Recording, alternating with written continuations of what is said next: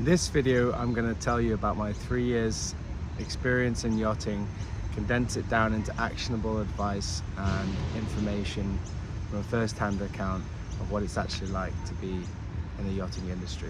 So my name's Scott. I've been working in yachting now for nearly 3.5 years.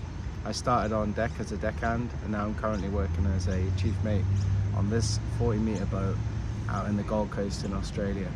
And if you needed any more proof of how yachting is definitely a good choice, it's Friday, I have the day off and the weekend off, the weather's beautiful, and I'm in Australia, so what could be better than that? Now, it hasn't all been plain sailing with yachting, especially for me.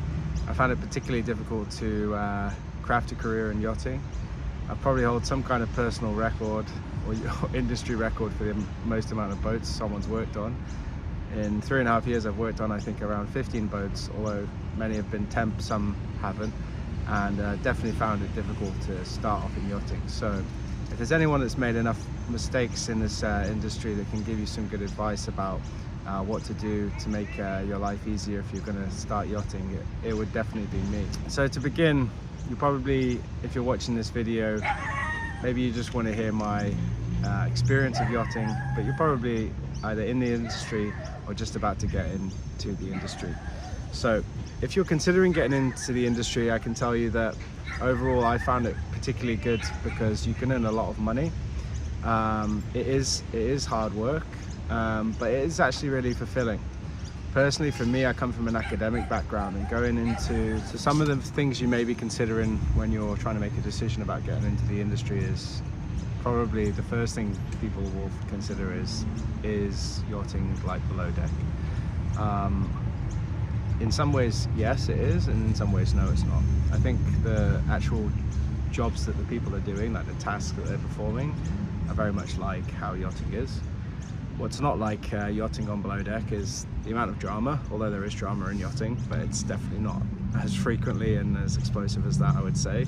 Although in my experience, some of the incidents that some of the drama I've been involved in has been way and above below deck, but less frequently, I would say. And if that does happen, you're probably going to get fired or you leave. So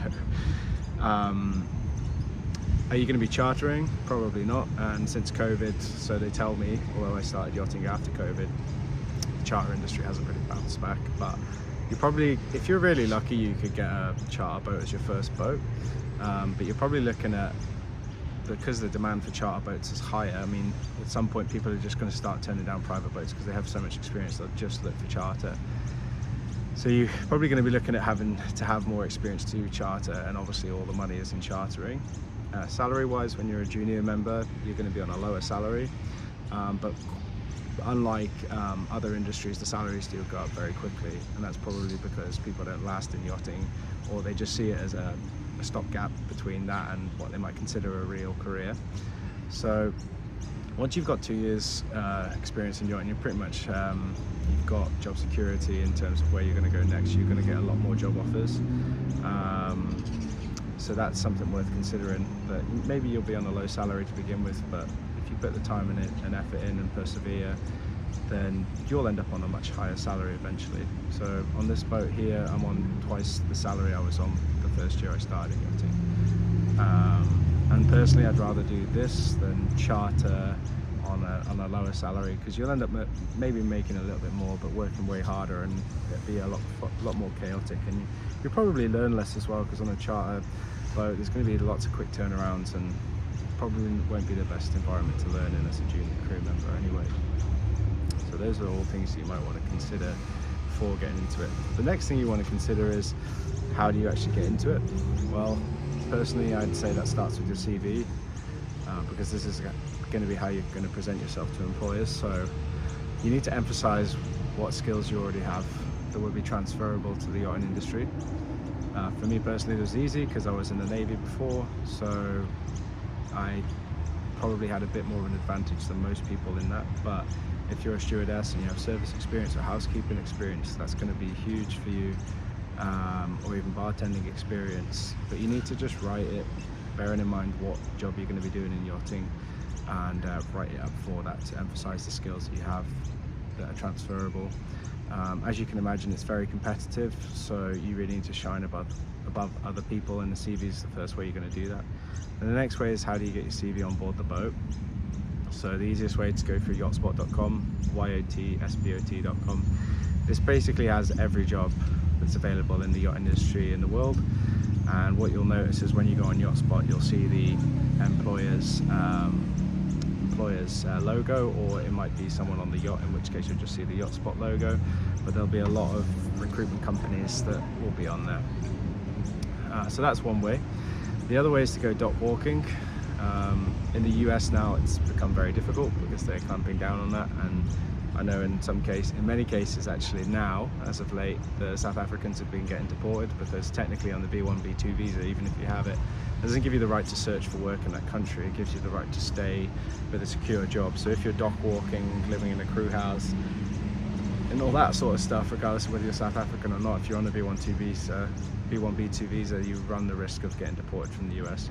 However, in the Mediterranean, this is commonly accepted, although security around marinas is starting to get stronger.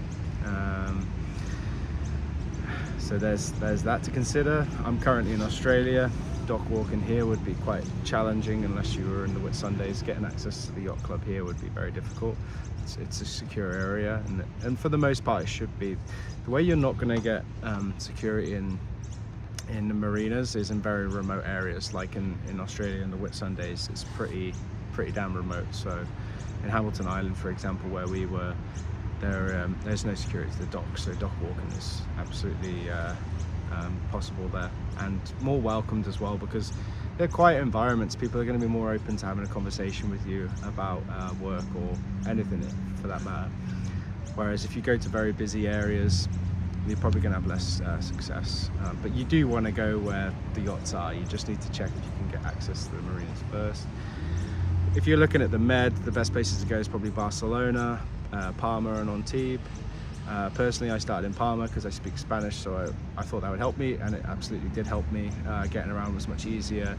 Many of the crew were Spanish speakers, so that helped me break the ice. Personally as well, it's a lot cheaper, I found, in Palma than it would have been to go to Antibes as well. However, Palma isn't really fitted with crew houses like Antibes is, so there's that issue, but it's easy enough to find accommodation on Facebook groups for that one. So dock walking is really useful. I'd say overall it's more successful.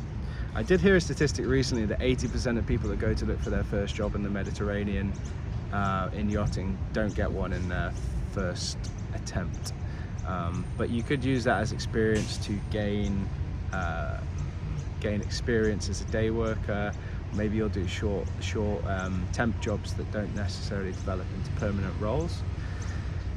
So there is value in going to do that, and you'll learn about the industry. You'll meet people, which is great. When I was in Palma, I went to speak to Blue Water in person, and they got me a job after 9 days of being there. I was very, very lucky. Obviously, I had experience before, so I had that advantage. But they were not going to entertain anyone without some kind of transferable skill there. So whilst I wouldn't have got that job if I had applied online through Blue Water, being there in person did get me the job, and so therefore going there in person was useful for me in that case. So now I'm going to talk about how and why I got into yachting. So at the age of 22, I applied to the Royal Navy, so I'm going way back now, 10 years. The reason why I applied to the Royal Navy was I wanted to have a career, I wanted to be able to travel with my job, and I wanted to earn a good salary. Now, the Navy salary was okay, it wasn't the best, so it didn't really deliver on that fully, but it was okay. Travel, I did do one deployment in the Baltic Sea, but that was over 3 years, so didn't really deliver on that. And I wanted a career out of it. There could have been a career there for me. Unfortunately, didn't really choose the right job. So that was really important, is make sure you research the job and it fits your personality first. And yeah, in some cases you might think, oh yeah, it will fit my personality. And as you do it, you learn more about yourself and realize, actually, this isn't suitable for me. And you find something else. But do as much research as you can to give yourself the best opportunity. A few years after that, I tried a few different things. I was a personal trainer for a while. I was having a conversation with a friend who I trained, and also we exchanged services. She was a masseuse. She said, hey, I'm going to be away for the summer. I'm going to be a masseuse on yachts. So I was like, oh, I didn't even know that was a thing. She started talking to me about it more, and I thought, oh wow, this this sounds amazing. And at the time I was becoming a bit burnt out with personal training, and I thought, actually, I've been thinking about doing something new. This ticks all the boxes. It also ticks all the boxes that I wanted to tick when I was 22, which was career, lots of salary and the ability to travel with my job. So I thought, great, next week I booked my STCW, which you'll need to do, and my ENG1. And then a few weeks after that, after I had packed up all my stuff in the UK, that's when I went to Palma. So that's how I got into the yachting industry, and those are the reasons why I personally got into the yachting industry. And what's great about yachting is there's so many ways you can tackle it. And personally for me, I didn't know if it was going to become a career, but I just knew it was going to be the next step. Now I can see it becoming a career, but I also can see that I do want to settle down and have a family, and there are people that do that, but it doesn't seem to be very functional. There are some ways you can make it work, and every situation is really dependent. However, I think personally in Australia, I think that's probably the best chance of it working, because the places you're going are never too far away. So that's helpful. Even if you're not necessarily considering yachting as a career right now, but you just want to travel and have money, that's perfectly good enough to go. And you'll have probably one of the best work experiences of your life. A lot of people do these kind of travel opportunities where they get to work. Some people even do it for free for volunteering. That makes no sense to me personally. Or they work for a lot less money than a normal job because they get the opportunity to travel. So yachting is one of the few jobs where you can go in with no experience, be able to travel, and also be able to earn a good wage, and not even a good wage, an exceptional wage. So in that sense, it really excels on that front, and it's probably the best that I can possibly think of where you can do that. So if you are just considering it to do it for a short time, or maybe you only want to do it for a seasonal work during the summer, perhaps in the Med whilst you study, or maybe you're a seasonaire and you work the winter season in a chalet in a ski resort, it's good for all of those reasons, and you never really know where it's going to take you and how much you're going to enjoy it. Although I would say for women, mostly they end up being a stewardess. Some become a deckhand too. There's nothing wrong with that, but the majority of women that work in the yachting industry become a stewardess. Stewardess work is quite repetitive. I think on bigger boats it's probably better to be a stewardess because you get into more of a managerial role after a few years, whereas on smaller boats you're going to still be doing the repetitive tasks, and well, for the most part people don't enjoy repetition. For me personally, I went through the deck route. One thing you need to know about this is you are going to spend a lot of money on courses, which I'll come on to in more detail later. But for me personally, the deck route has been the better route. I think if you're going to become an engineer, you need to go through a commercial route and then transfer it to yachting if you're going to do it the correct way. There are ways you can do it through yachting as well, but I would say that's probably the better route. But deck is great because there is a future there. There is a route to becoming a captain within 5 years, which is what I'm aiming for personally. So career-wise, it does progress very quickly. So I used Grok to give me some criteria to see if yachting fulfilled those criteria for me personally, so you could judge it for your own use as well. And I basically asked Grok, what are the things that people look for most when they're choosing a job? And it gave me 6 criteria. And the first one is if your work is meaningful and purposeful. Now, there's 2 ways of looking at this. If you really like service and you like putting a smile on people's faces and delivering a luxury service in remote areas, then you're going to love this job. Another way of looking at it as well when things get stressful is that you're just there to put a margarita in someone's hand, and I think you need to remind yourself this when it gets stressful, because that's ultimately like what you're doing. It's not a life and death job like it is to be in the military, so, which is my experience, but it could be that way. So there's that to consider. Personally, I get a lot of fulfillment out of it. I think the ability to deliver what we deliver is interesting, but I think what I get most out of the job itself is the lifestyle it affords me outside of when I'm actually working. So that's something to remember, is that you might not necessarily do this job for fulfillment with the work itself, although it's definitely not unfulfilling, but the lifestyle out of work is truly exceptional in my opinion. So that's the first criteria. Second one is fair compensation and financial stability. Now, against any other job in the world, I think yachting comes out number 1 on this one. And of all these 6 criteria, I think this is the strongest. So with yachting, when you're on the yacht, because you don't have to pay rent, you're not paying taxes, For me, I don't pay taxes because Brits get seafarers exemption deduction no matter where I am in the world. As long as I'm a British citizen, I'll never pay tax. It's not the same for every country. I know US citizens and Australian citizens, it's not the same. I think for Aussies, it's only if they're on Aussie flag boats though. So there's that to consider, no taxes. No expenses for food, no travel expenses for the most part, depending on what contract you're on. So you're in a really good position financially. And even me, I'm not the best at saving. It's almost impossible not to save in yachting because you're earning so much money, and there'll be periods where you're on a trip where you just won't have the opportunity to spend it. So for that reason, it has to be one of the best careers for financial stability. I actually did some calculations recently, and if you factored me earning my salary but working in London and paying rent prices in London and living costs in London and taxes in the UK, the amount I would be earning in pounds in the UK is somewhere between 140 and 170,000 pounds right now. So although my actual salary is not that, it just puts in perspective the lifestyle that you can live on what is still a very good salary when you don't have those expense of living costs. So it's truly incredible on that front, and that's even without adding on charter tips as well. Work-life balance and flexibility.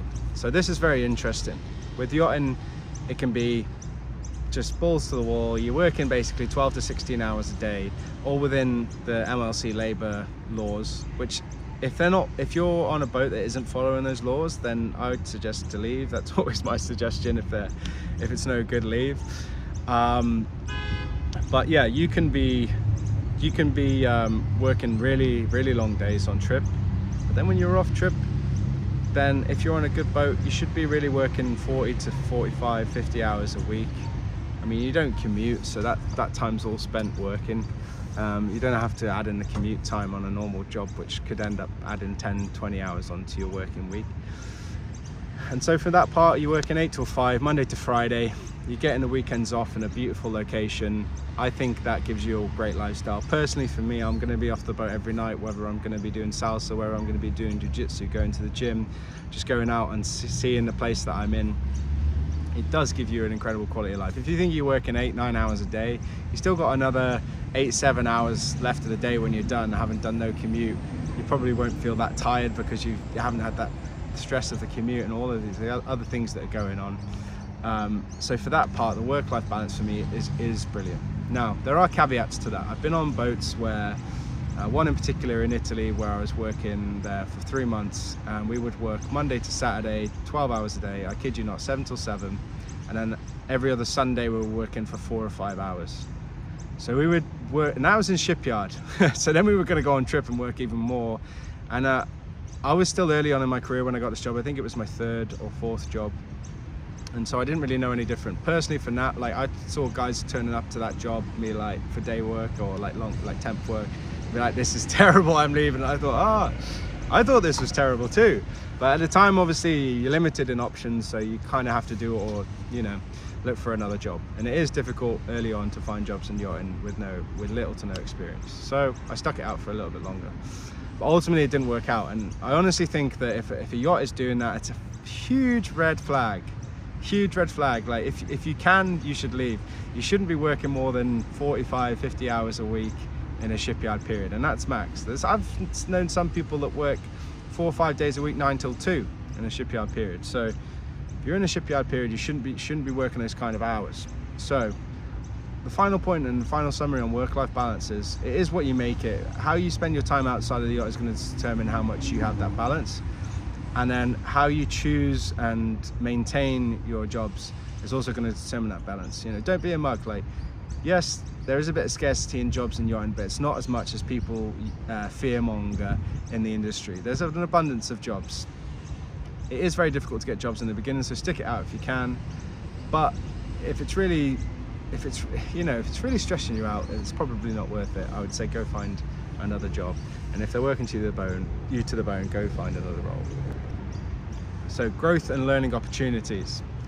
So while I was in the Navy, I learned a lot for sure. I was a naval officer, I was in a management position, and I did learn a lot.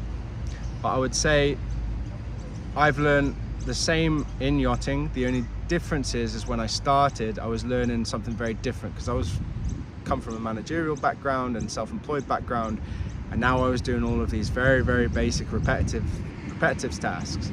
What I didn't appreciate though was I was building a skill set where I was able to add value, and I was also doing the job that I was eventually going to basically help other junior crew members learn, which actually was really nice for me personally, coming from a background where I didn't really have that experience working my way up, and then was just put at the top with just like academic knowledge rather than knowledge of actually doing the job. You get this huge imposter syndrome, and I would say in this case it's not the good kind of imposter syndrome where you're just reaching. You really don't know what you're doing that much.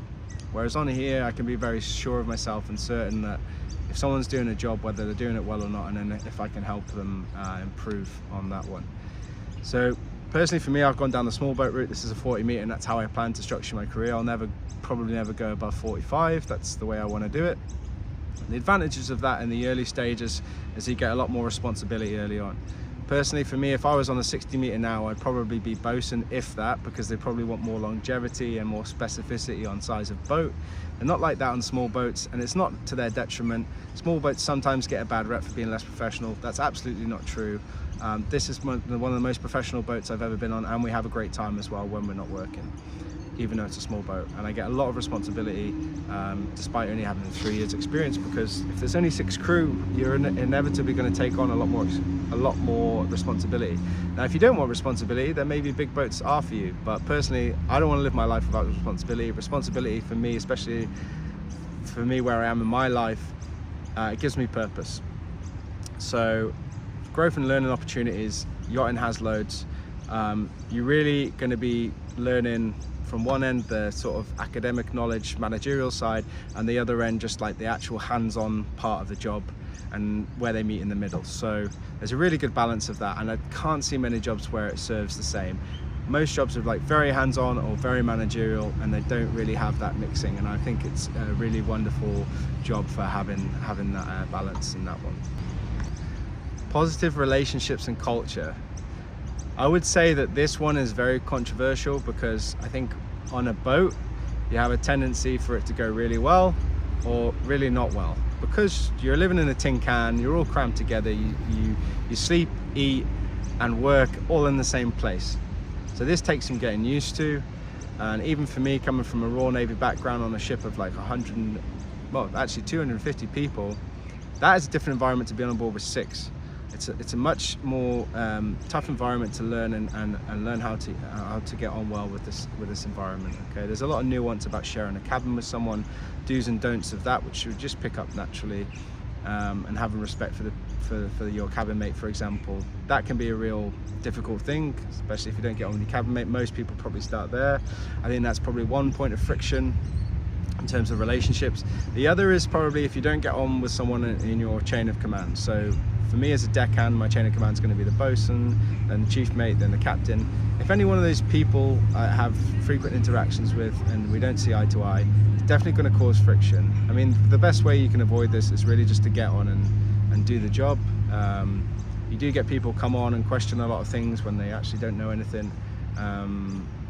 Yeah, and I think just to divide as well professional and personal relationships very quickly is important.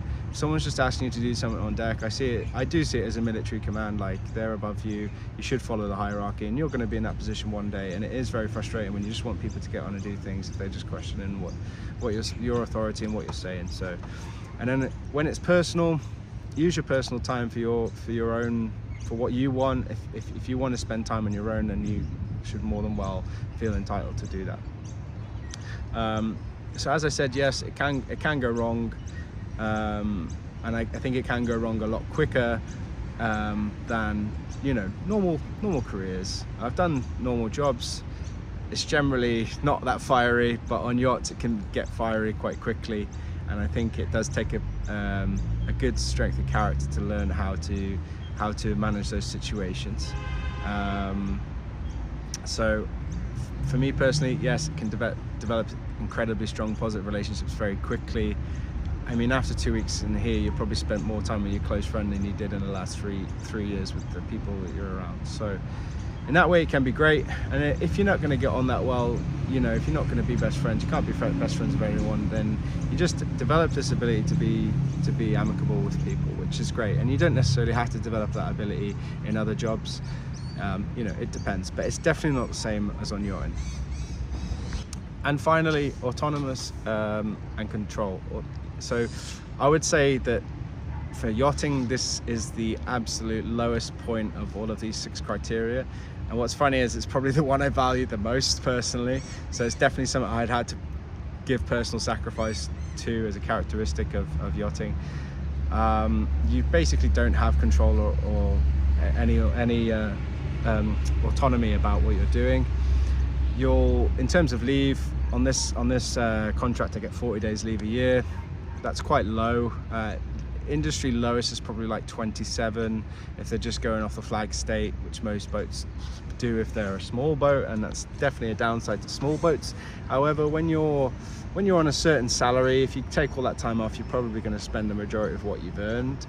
So there is that to consider. And for me personally, when I'm on here, I get all my bills paid for. I'm in a beautiful spot most of the time, and so that's actually quite a good deal. I don't really need rotation. I don't really need that much leave. And if I do take leave, I'm just going to go spend money. I mean, here in Australia, I'm probably going to go to Thailand to make it cheap. But in the early stages of your career, you don't really need rotation. It's something you want to get when you're senior, when you've got a family, when your salary is much higher, and when that time off is really going to be useful to you. But early on, I wouldn't care too much about that. And that does play into the autonomy and control that you're going to have. And the other factor is the program. The program changes a lot. You're going to have no control over that. I mean, one of the reasons why that happens is you're serving, you know, basically one person, the owner, if you're a private boat, or charter guests, which, you know, these people are very demanding and they can change things all the time, and as they should be able to. You're offering a luxury service, they should have flexibility. So the program can change quite quickly. Trips can get extended and cancelled.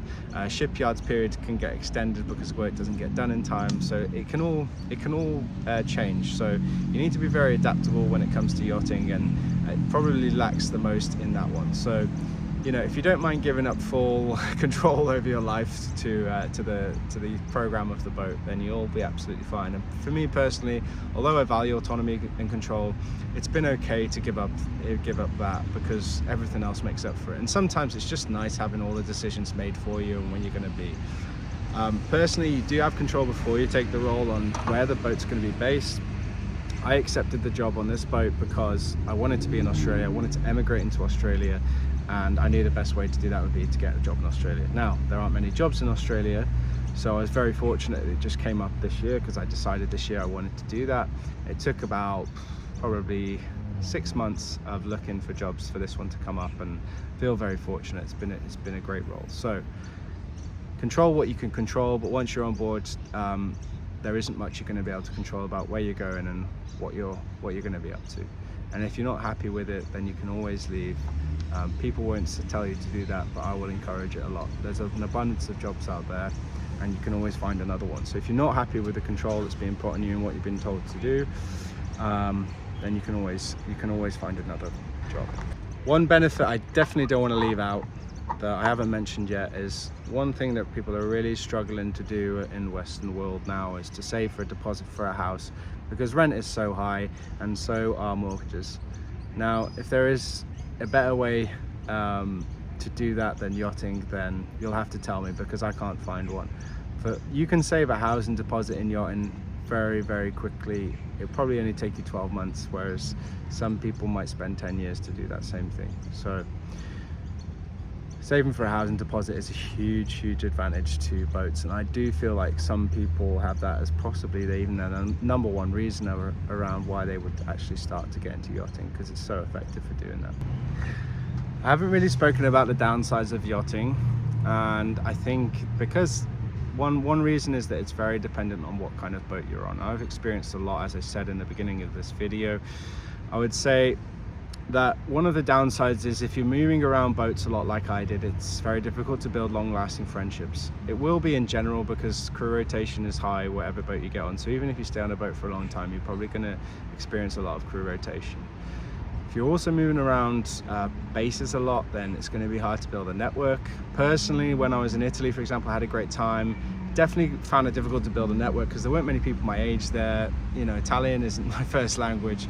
So I think go into a country where English is the first language, you're going to be in the same base a lot, you're probably going to be able to avoid the downside of not being able to build long-lasting relationships, which for me personally it's been fun to meet a lot of people, but it does get tiring after a few years, especially now I'm at the age of 32. I want to build like strong foundational friendships. I don't want to be moving around all the time. I want a good balance of both. So for that reason, it can be difficult, but again, it's what you can make of it.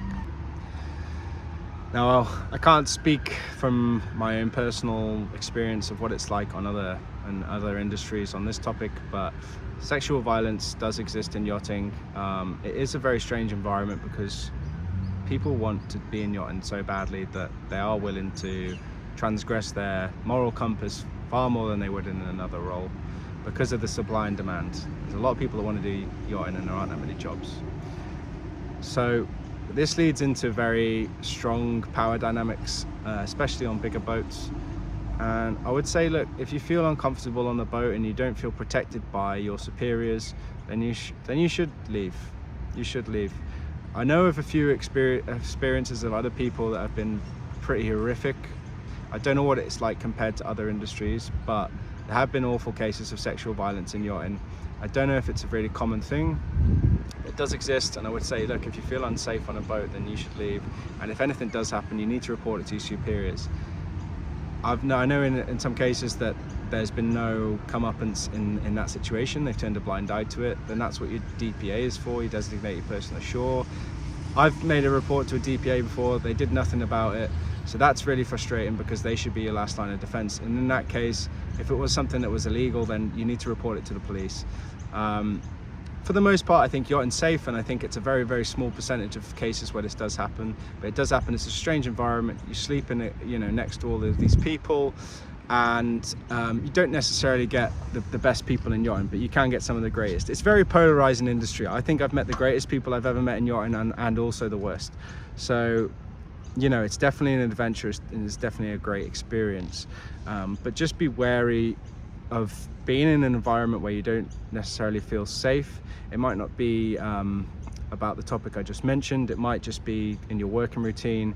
Their working practices aren't safe.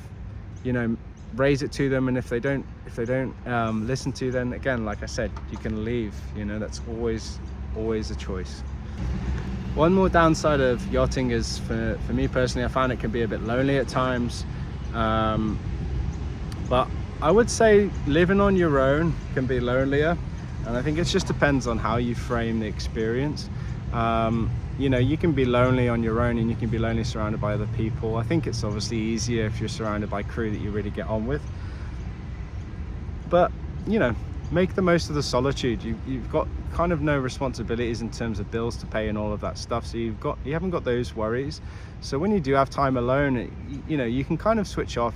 I read a lot, I listen to podcasts. It's one of the best positive things for me personally, is that when I'm working, when I'm like rinsing down the boat or doing deck work, and I can put an earphone in, I can listen to a podcast, I can learn while I'm working.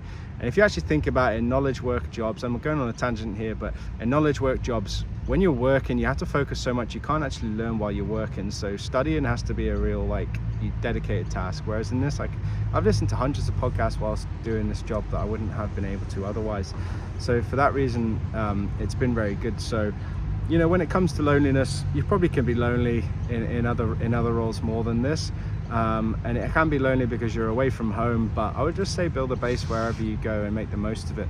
And when you do have time on your own, when you're working, fill it with podcasts and fill it with good music if you're working on your own, which I do a lot because I'm on small boats. It's a small crew, you don't always have someone working with you. But all in balance, I would say that it's probably the most sociable job that I can think of, that I've had or that I know of. You're always surrounded by people, so you're never really on your own as such. It just depends on whether you feel lonely in their company, and for the most part I haven't had that experience, and I've definitely been far more lonely when I've been ashore or just taking a break from yachting. So overall, very, very good. So in summary, I would say once you do get a role in yachting, if you think it sounds like it's for you, just remind yourself how much people would kill to be in your shoes when it gets tough. you've done all that effort to get the job, and now you realize that it's repetitive work, and your next paycheck isn't for like another 3.5 weeks, and you're like, oh, I'm only 4 days into this trip and it's horrendous. Just keep pushing through and take each day as it comes. It is really good, and you will feel better once you get through those tough periods when you're on trip. For me, nothing compares, and I have said unequivocally I'm going to quit yachting at least 4 times throughout this trip, and even taken some breaks and tried other things and done a lot of research, and I really can't find anything that beats this industry and this job at this point in my life, and probably for the next few years. So I finally surrendered to it and accepted that although it's very tough, it's definitely, the juice is worth the squeeze. You need to remind yourself of this when times get hard, because when the times are good, they are really, really good. And honestly, for me, I think this answers the call for adventure in life in yachting. And although there's some really low lows, there's some really high highs, and if you can ride that roller coaster, for me it's way more fulfilling to follow that adventure than it is to take a shore job where you get into a monotonous routine. The sights are always the same, the people are always the same, and you're not really getting those new experiences. And although that might be a pursuit of novelty, I have to say it's been really fun and really entertaining so far, and I've no intention of quitting anytime soon, despite how rocky a road it has been.